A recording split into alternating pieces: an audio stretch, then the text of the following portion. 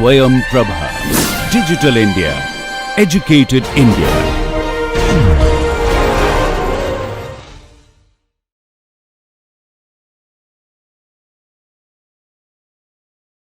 Today we would like to delve a bit deeper into backpropagation and look at some important properties of backpropagation. Also, we would like to start RNN, which is the basic computing machinery for sequence processing. So feed-forward network is one basic machinery. The other machinery is recurrent neural network. Okay, and then there are variations on these two basic computing mechanisms from neural network as far as NLP is concerned. Now, we are interested in finding out how this particular parameter WMN should be changed. Let's also note the notation. The letter close to the W is the destination neurons index, and the other one is source neurons index. So it is N to M. The information flow is from N to M, and we're interested in knowing how this weight value WMN should be changed to reduce error. And the law we make use of is a very fundamental law.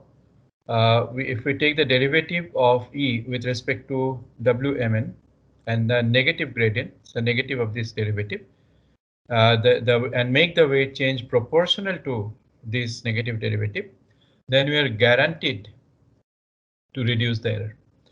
And that you can intuitively see that if the gradient is positive, the weight change should be negative.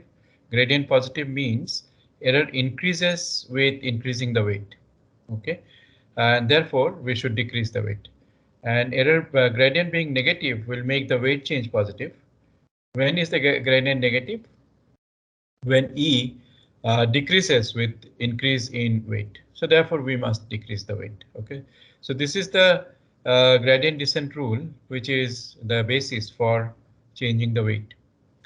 And since we are taking gradient, we need continuity of functions everywhere.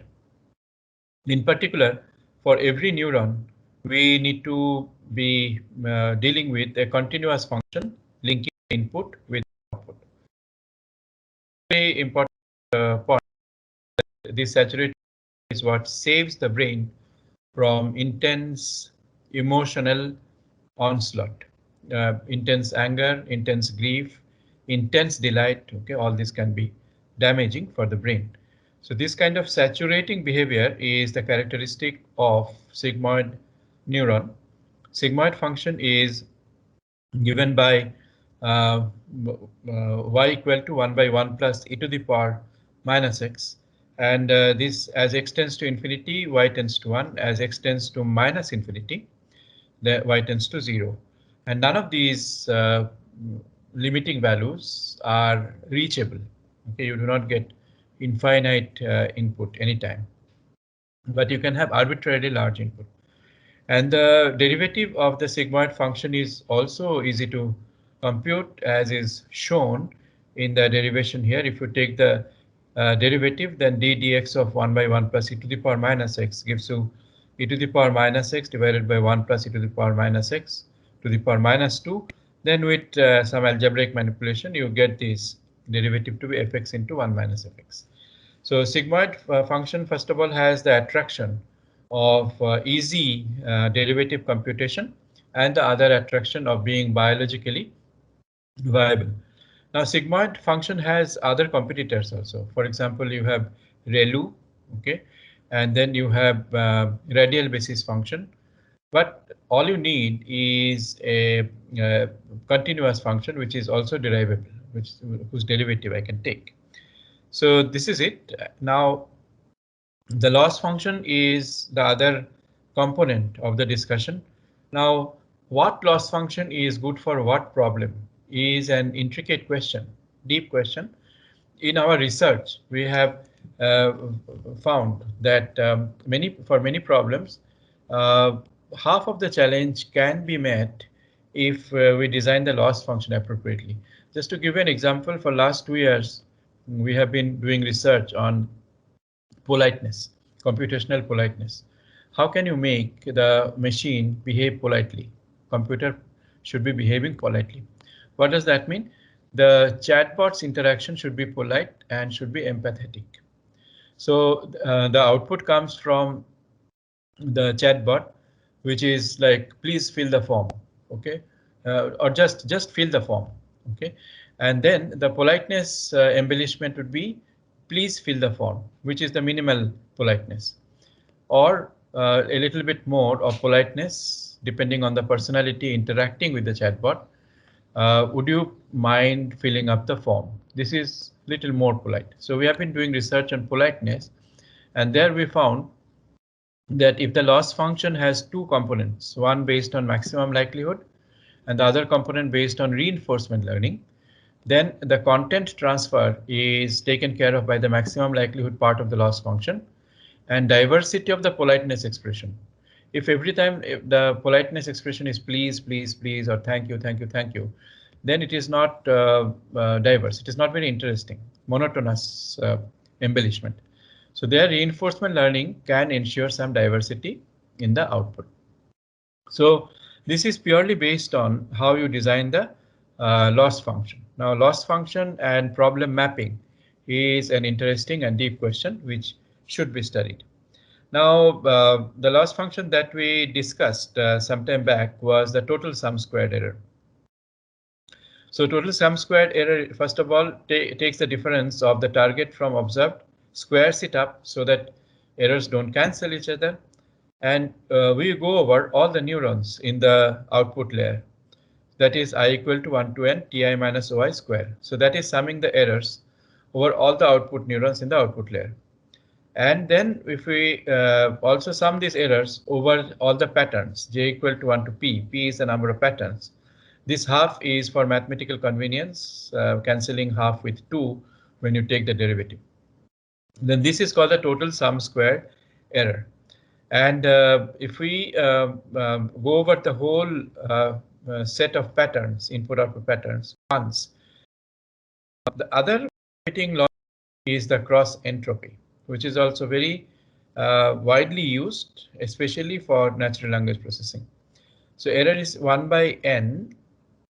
N is the number of training examples into I equal to 1 to n yi log yi bar.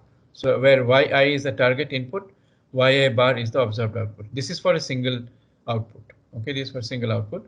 Now you can surely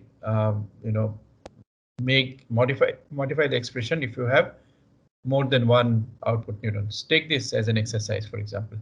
What will be the cross entropy function if you have multiple neurons in the output layer? So both these loss functions are competing loss functions. And as I said, designing the loss function appropriately for the application is important. Now the backpropagation algorithm goes from the input layer to the output layer. The input activation values are presented to the input layer neurons. And then this sends the input multiplying by the weight values to the next layer. Though the weight values are not shown here, this is a fully connected network. Okay, end to end, it is a fully connected network. There is no back link. All the links are forward links, and therefore there is no recurrent computation. Okay, there is no recurrent computation in the network. It is straightforward from input to output. And in doing so, we observe the output at the outermost layer. In supervised learning situation, we do have the target output here.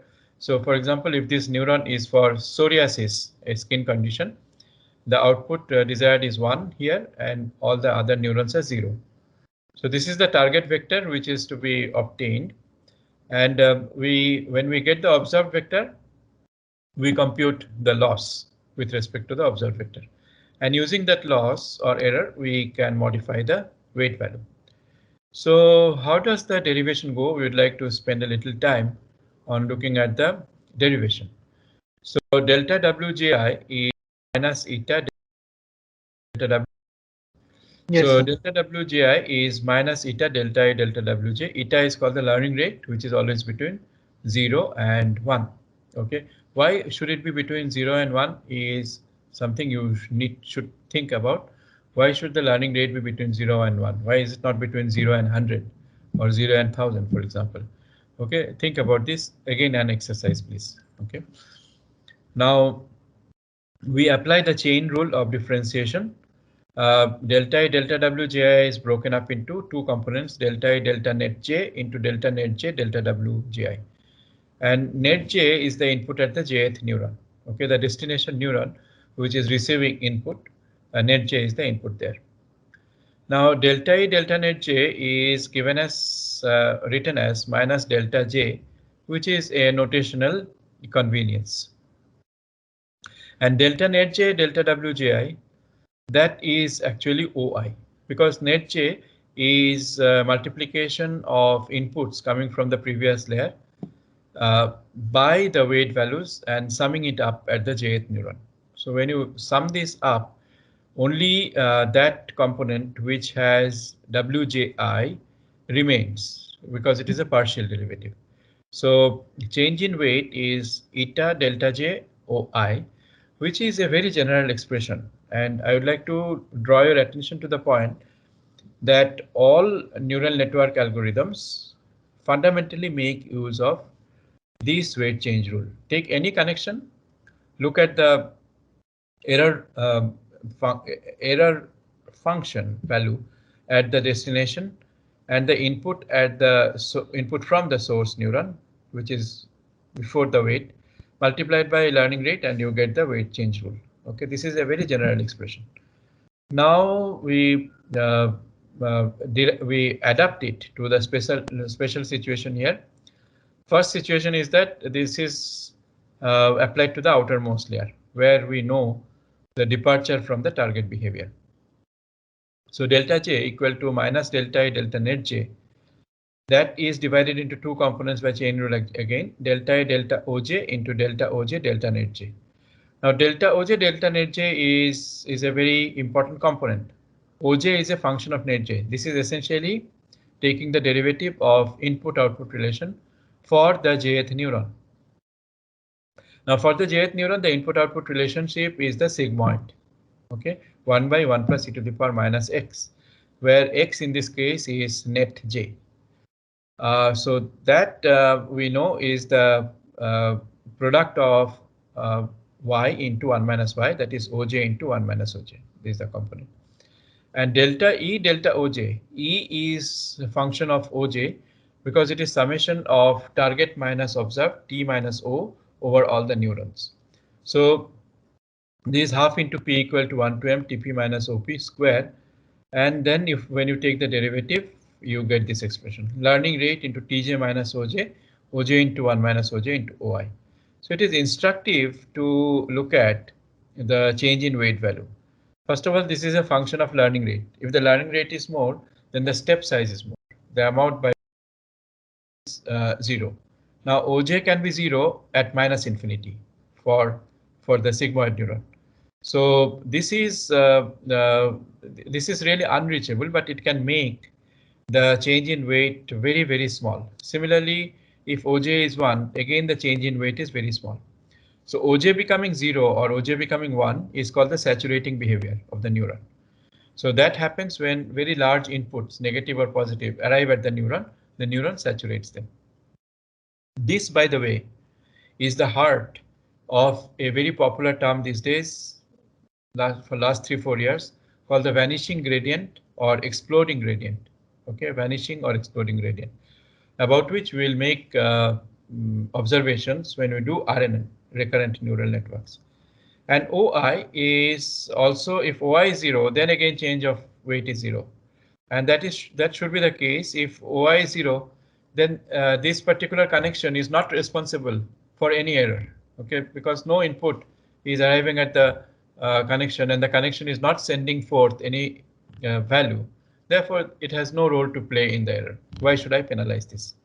So this OI, delta Wj depending on OI, is called the blame or credit transfer.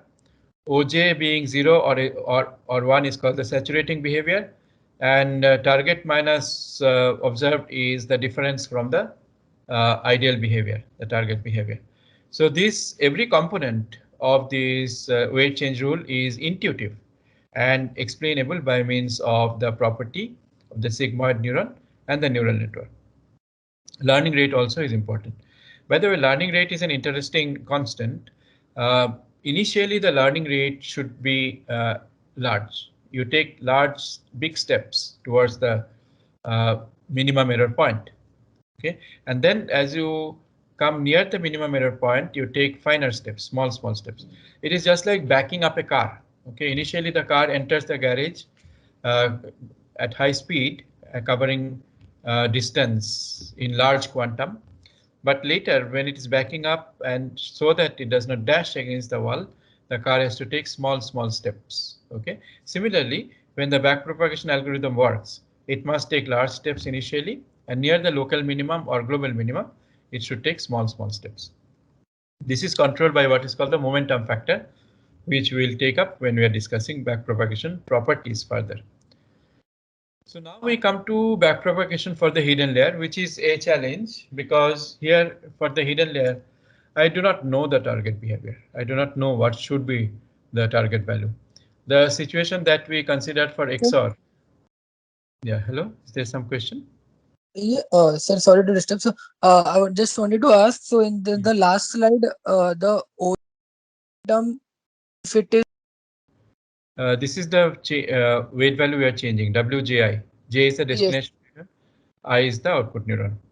Okay, so the value coming from I how can it be 0 is what you are asking, I right? mean, yeah, yes, sir. I think that's what you're asking.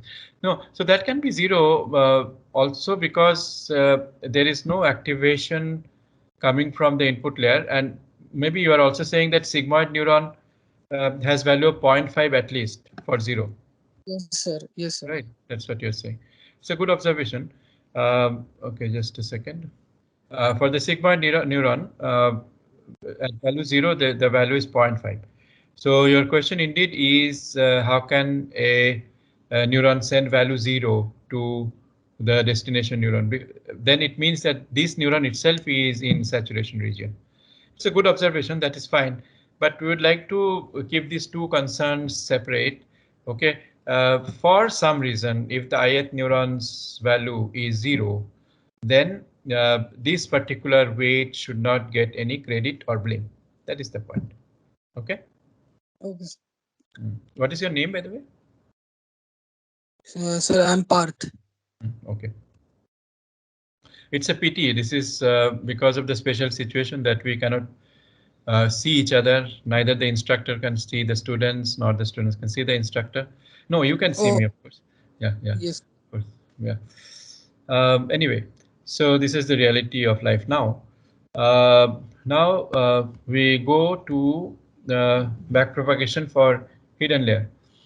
So hidden layer, we do not have any target value for the neurons. So what do we do? So that's a very ingenious step, and it was discovered simultaneously at many places of the world, notably Lecan in France and Rumelhart and Maclellan in MIT in 1984. Lecan's work came in 1972. So I also remarked to you that Viterbi algorithm also saw the same situation, discovered independently at many places of the world in many different fields. So now delta WJI is eta delta J OI. This is the general expression. Now delta J is minus delta E delta net J as per definition, minus delta E delta OJ into delta OJ delta net J. Delta OJ delta net J is our old computation. E is the outermost layer phenomenon. OJ is an intermediate layer's output. It doesn't affect E directly. It affects, but indirectly. How is that indirect effect? That indirect effect is that OJ affects the net input in the next layer. And that net input affects the output of the next layer neurons. That output affects the input of the next to next layer. Similarly, the output of the next to next layer, which finally affects the input of the outermost layer and the output of the outermost layer. So there is a chain of influence going. Can we mathematically capture that chain of influence? Turns out that it is possible. So OJ affects the net input coming to all the neurons in the next layer. So then OJ is affecting the net input at all the neurons in the next layer, in particular the kth neuron. So so the laws of partial derivative allows me to do the following. It is like marginalization in probability theory. Okay, so OJ affects all the net k's, k going from going over all the neurons in the next layer. So delta E delta net k into delta net k delta OJ. Now we make use of the instrument of recursion. Delta E delta net k is nothing but minus delta k. So delta j is now recursively expressed in terms of delta k. So the delta value at the jth neuron at a layer is expressed in terms of delta value of the kth neuron in the next higher layer closer to the output layer. And surely this recursion will stop at the output layer where delta k value is found like the previous computation. So we have then the expression for delta wj for the hidden layer also, okay, through by means of recursion. Now this recursion is something we have to look at for some time because it is at the root of vanishing or exploding gradient problem.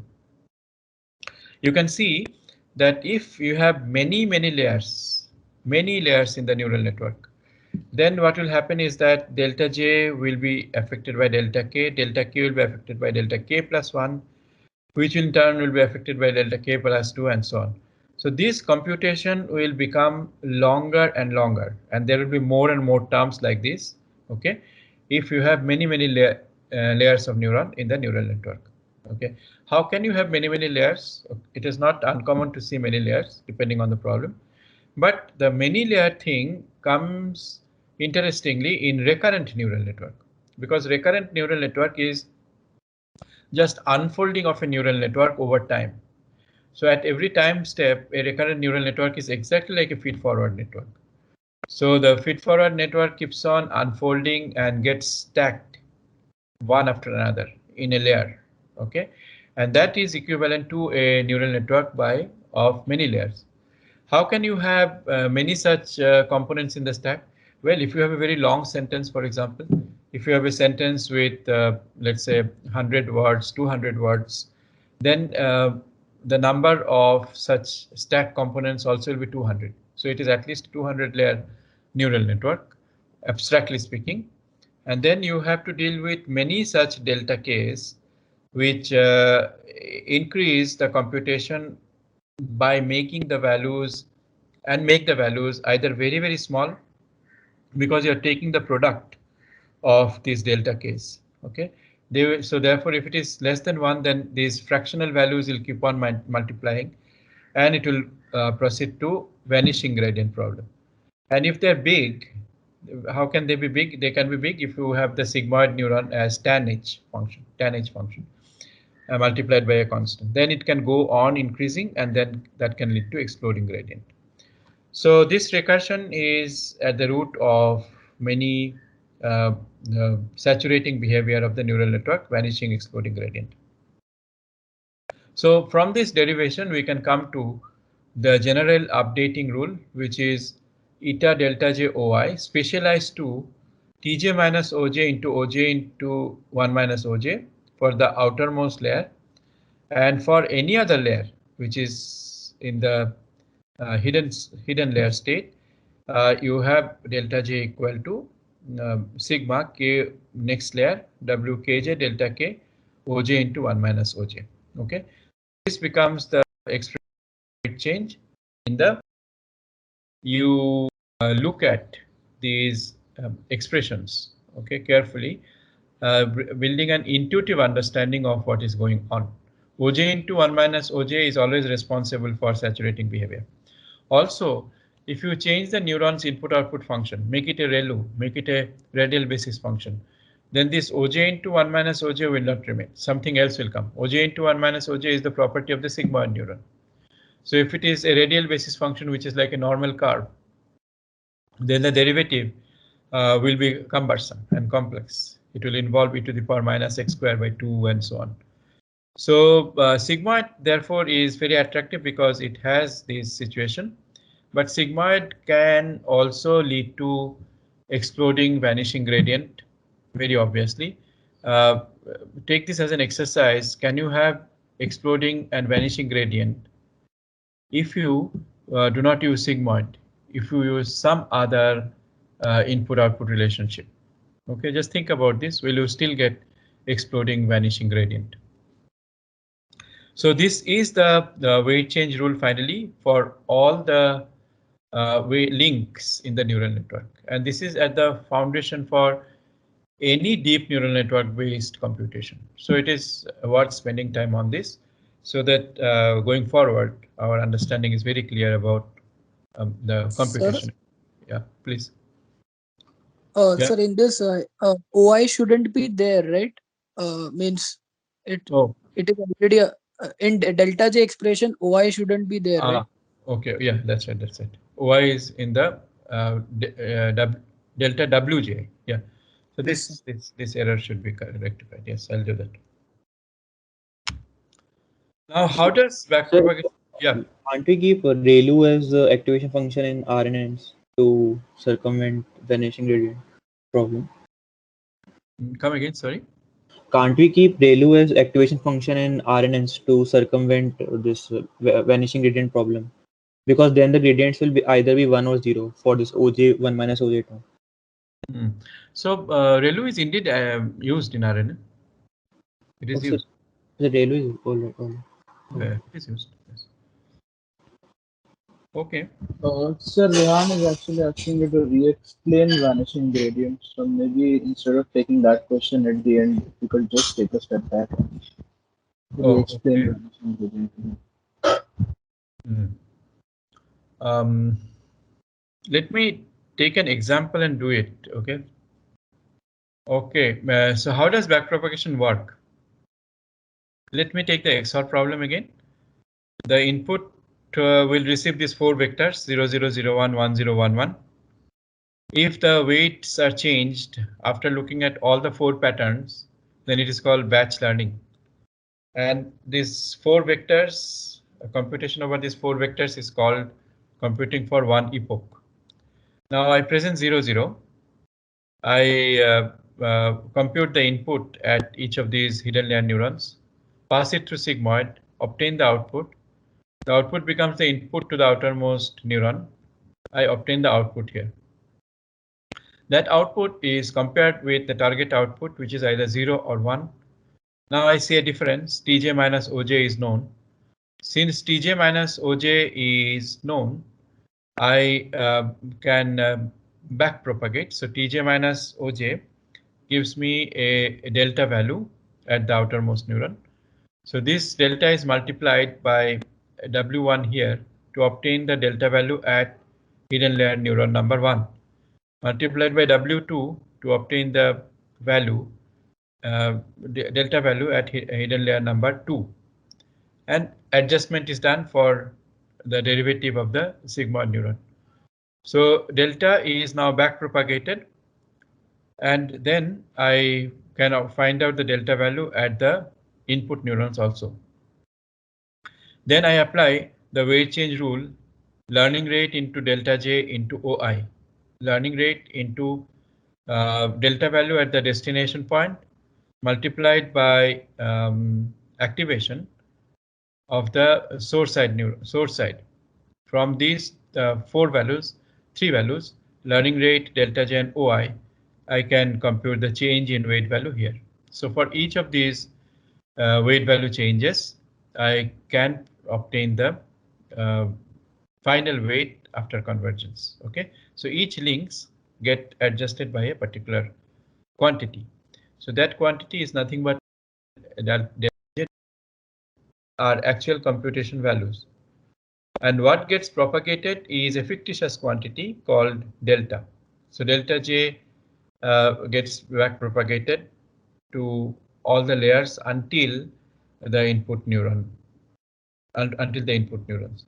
And based on these delta values, I can compute the change in weight. So this is how backpropagation works. And it is really very instructive for you to implement these two algorithms. Perceptron training algorithm, maybe 20 lines of code, and backpropagation algorithm, another 20 lines of code.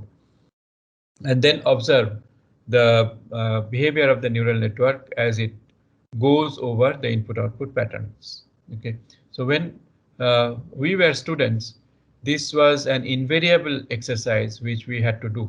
We had to code perceptron training algorithm, and we had to code backpropagation algorithm and see their behavior on XOR network. That had to be done, and that they gave us really very good insight into how these algorithms work. Okay, these days, of course, you have many tools which implement backpropagation perceptron, so you don't have to really implement, but I strongly suggest you still do. Now the point that one point we made is that every neuron should have an input-output function which is differentiable.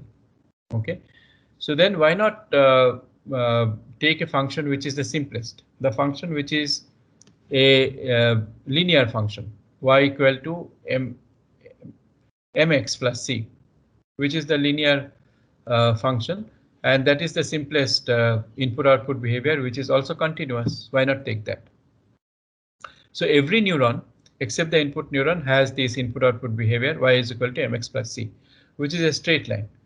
Now, if we do that, then we can show that this neural network will have no additional power than one single neuron. So this whole network is equivalent to one single neuron receiving input directly from x1 and x2. Okay, so this is by compositionality. How? So h1 will be m1 into w1 x1 plus w2 x2 plus c1. Okay, so that is by the definition of linearity. Similarly, h2, this is a mistake here, h2 will be m2 into w1 x1. It will be different rule, w3 x1 plus w4 x2 plus c1. Okay, so this hidden h1 and h2 will be function of x1 and x2 both. So the output again will be w5 into h1 plus w6 into h2 plus c3. Okay, and which is again in the form k1 x1 plus k2 x2 plus k3. So this is equivalent to a single neuron. There is no need for these hidden neurons. This neural network, though it has hidden neurons, it cannot compute XOR. It will not be able to compute XOR. Okay, because it is equivalent to a single neuron with receiving input x1 and x2 with appropriate weight adjustment. Now this only puts the ball in another court. Okay, how do we know that a linear neuron will not be able to compute XOR? So that also can be shown quite easily. Suppose the neuron's input-output behavior is mx plus c. So then m into w1 into 0 plus w2 into 0 minus theta plus c should be less than 0.1, where 0.1 is kept as the threshold for 0. I mean, if the input value is less than 0.1, then the output is 0, close to 0. Okay, so that gives me the equation c minus m theta is less than 0.1. So this is for the 0 class, and for the 1 class, the m into w2 into 1 plus w1 into 0 minus theta plus c should be greater than 0.9. So what we are saying is that it is a continuous function. There is no threshold as such. It is not a step function. So it's a continuous function. So we have to artificially impose thresholds for 0 and 1. We are saying if the output crosses 0.9, then it is looked upon as 1. If the output falls below 0.1, then the output is looked upon as 0. Okay, So 0 is less than 0.1 and 1 is greater than 0.9. So then we have this other equation mw1 minus m theta plus c is greater than 0.9. Similarly, there is another vector in the 1 class which is 1, 0. So we'll get mw1 minus m theta plus c to be greater than 0.9. But if we give 1, 1, then we have mw1 plus minus m theta plus c greater than again. This should be less than 0.1. Sorry, this should be point. So these inequalities, I think I'll have to correct. And then you will end up with XOR situation, like just like a situation of XOR in single perceptron. You will get a set you will get 4 inequalities which are inconsistent. Okay, so this, I think there is mistake in all these inequalities. I'll correct them. Just understand that these inequalities now become inconsistent. Okay, and therefore this shows that a neuron which has linear input output behavior will not be able to compute XOR function. So if a single neuron with linear input output behavior cannot compute XOR, this network with hidden layer also cannot compute, because this network is identical in power to a single linear neuron receiving input directly from X1 and X2. So a linear neuron cannot compute XOR. Okay, so we come to that linear will have to be corrected. All the mathematical expressions will have to be corrected. Now we come to the point of local minimum. We have understood that the backpropagation algorithm is a greedy algorithm. At every step, it reduces the error. Okay, can somebody verify that you are looking at local minima slide? A slide called local minima. Yes, sir. Yes, sir. Yeah. Okay. So it's a greedy algorithm. Suppose the operating point is here, then because of negative gradient descent rule, the operating point will move such that E reduces. Okay, E will never increase. So as it keeps on reducing, at one point of time it will reach M. So M is a local minimum, whereas G is the global minimum. Okay, you can still reduce the error, but there is no way the operating point will be able to come out of this local minimum, because error can never increase. So it will get stuck in the local minimum, and you will find that the backpropagated network, the feed-forward network's error is just not falling below a particular value. You want, let's say, 0.1 as the error. Then it is not falling below 0.7 or 0.4. It's just not happening. Then either the network has saturated or the network has got stuck in the local minimum. So this is a behavior which is very typical of feed-forward network running backpropagation. You always encounter this in real-life challenging problems. Okay, so how to get out of local minimum? We'll have to restart the training process, reinitialize all the parameters and restart the training process, or you introduce more neurons in the hidden layer, or you increase the number of hidden layers itself. Maybe the current configuration of the neural network is not powerful enough to compute that function. So take the XOR, for example. XOR network requires 2 neurons in the hidden layer. Now, if we don't take 2 neurons but a single neuron, it will not be able to compute XOR. So this is something you should again observe by coding the backpropagation algorithm on XOR, which has one hidden layer, one neuron in the hidden layer and not 2. It will not be able to compute XOR. So observe what is happening. It will get stuck in local minima where the error doesn't get reduced. Now you will have to recruit another neuron in the hidden layer, and then by backpropagation it will appropriately learn the weight values. So this is the local minimum problem. And local minimum problem requires reinitialization, retraining, or it will require additional resources in the form of neurons. Then we come to momentum factor. Diptesh, are there any questions in the chat box? Quite a few today. Quite a few today. Okay. Then very quickly, the momentum factor is composed of a term which is added to the basic weight change rule. The basic weight change rule is eta into delta J into OI plus beta into delta WJI. That means you observe the weight change in the last iteration, multiply it by a uh, value between 0 and 1 and add it to the weight change at the current iteration. So you take a portion of the last weight change, okay, in the last iteration and add it to the current weight change. This is called beta is called the momentum factor, and this is called introducing a momentum component. Okay, so what is the effect of that?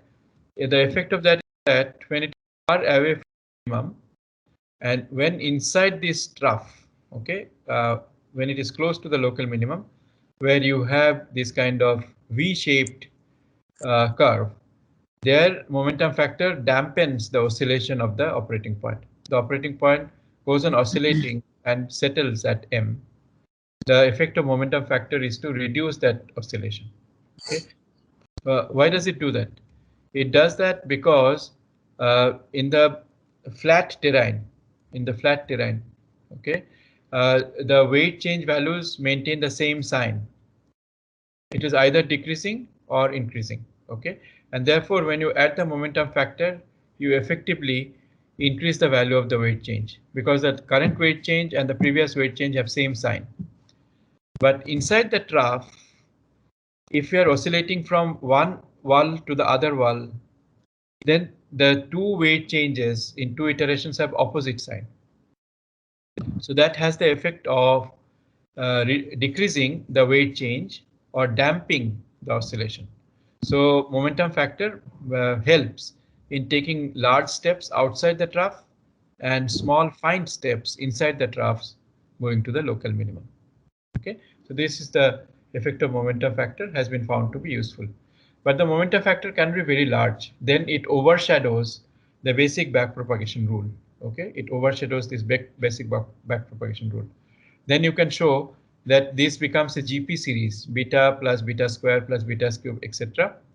And the weight change is purely decided by the initial weight value. Okay, there is no effect of gradient descent.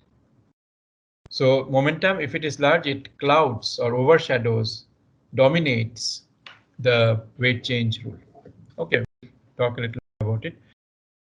Okay, let me go up. The first question is by Saurav Garg.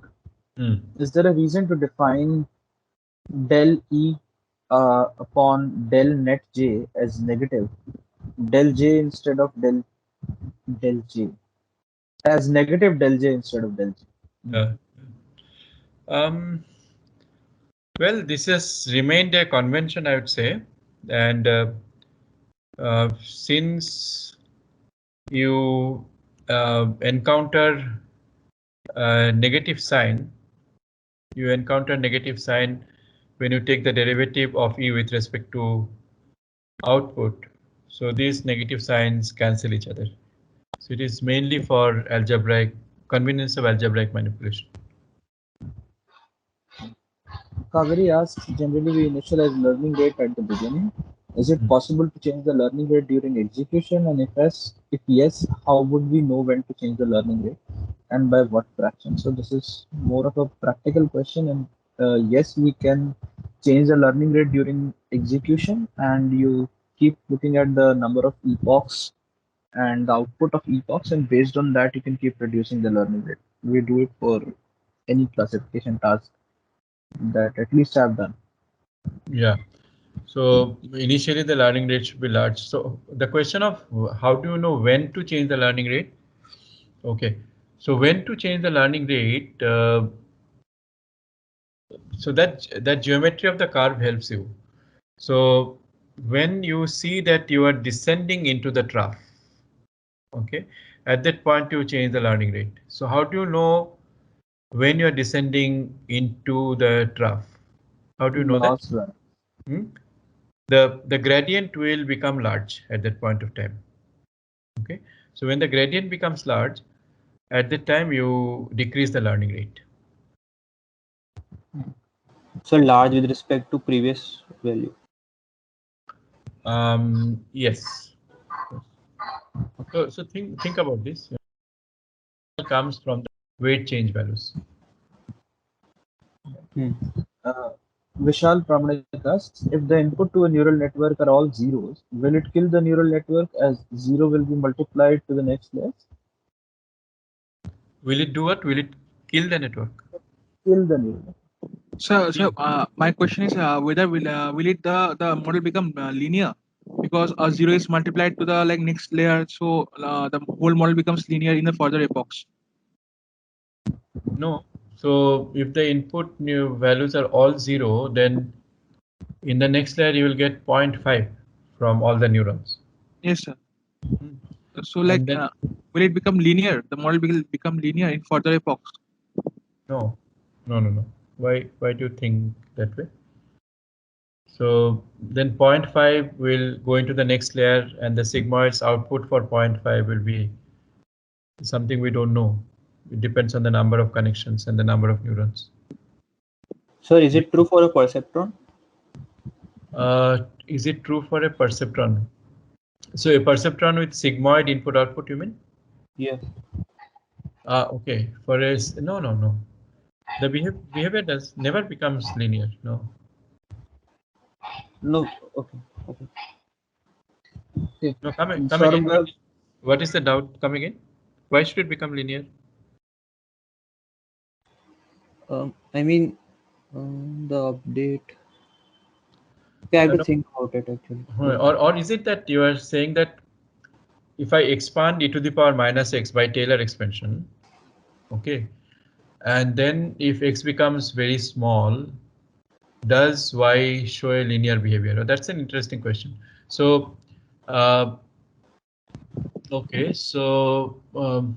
Yes, sir. That's the question, sir. That if we like increment in like Taylor series, then like if we put x equals to 0, then like it's becoming linear, sir. So if I by see. chance if any input is all zeros, then I Ah. think like the neural network may become a like linear model. Momentarily. Okay, so let me think about it. It is a good question. I think you are at the back of your mind is Taylor expansion for e to the power minus x. Yes, sir. Yes. So let me think about it. Okay. Okay, sir. right.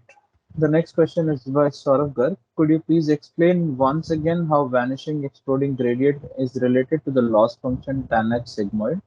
And in terms of this, Rehan has already asked, please re-explain vanishing gradient. Okay. Next class, please. Okay. Aditya asks, sir, is there any other activation function except for ReLU that can be used to overcome the vanishing gradient problem? Is LSTM also a probable solution to overcome the issue? Yes. So that's what LSTM does, right? It uses long short-term memory to solve the problem of exploding vanishing gradient. So the intuition roughly is, so there is a complex maths there in terms of matrix multiplication and so on. So it so you see delta J is function of delta K. Delta K is a function of delta K plus 1 and so on. So delta J is expressed in terms of product of many delta Ks. Delta K plus 1, delta K plus 2 and so on. All these products come in. And LSTM essentially eliminates some of those deltas. Okay. I'm being a bit loose here. This is like Markov assumption. Only within a small window, you allow the influence to percolate. Okay. Rehan again asks, in the linear neuron, why can't we just have one threshold value like 0.5? Why are two values needed? Good question again. So 0.5 is also used, but 0.1 and 0.9 has better discrimination. Okay, better penalty and better reward for either deviant behavior or conforming behavior. So A very simple answer is that 0.1 and 0.9 does better discrimination, better class separation. Okay. So is it guaranteed that more number of hidden layers will reduce the number of local minimas? This is by Saurabh. No, all these questions are very interesting, and a lot of study has been done. You see papers, etc., but these questions are not theoretically closed. Okay, you have empirical observations. So it is seen that if you have a single layer neural network, single hidden layer, then the absolute number of neurons can be reduced, okay, at the cost of training time. So if you increase the number of hidden layer neurons, then the absolute number, total number of neurons that are hidden, that number can be reduced at least for special classes of problems. Okay, when I've taught neural network in person in front of the class, I've taken those examples, very specialized problems, where it is seen that the total number of neurons is decreasing because of additional layer. But additional layer also increases the time. So for these questions, I would like to recommend to the class a book called Threshold Logic by Muroga. It's absolutely a classic in neural network. It just deals with threshold neurons, perceptrons, but it is very insightful in terms of how the neurons behave. The book is called Threshold Logic by Muroga. Yeah, that is undefined. You if you receive such an output, then you keep on training the neural network so that it either falls below 0.1 or goes above 0.9. The loss function is demanded that way. That's it. These are all the questions for today.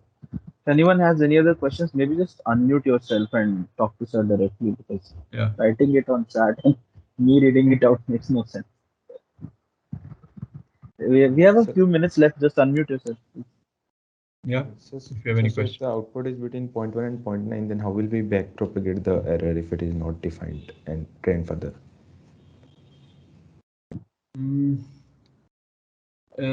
No. So you see the loss function is the total error. So suppose okay, so I'm taking let's say the simplest case, which is a single neuron. Now that single neuron should produce a value above 0.9 or below 0.1 for outputs being 1 or 0.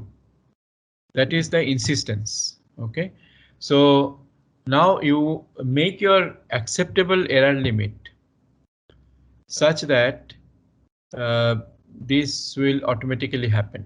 Now you see, if the value is between 0.1 and 0.9, then your error value will not be within the acceptable limit. Okay, so this you indirectly ensure by insisting on the value of the error function. So basically we can just change the input weights and again run the algorithm, hoping for that the output will be below 0.1 or above 0.9. Yes. Okay.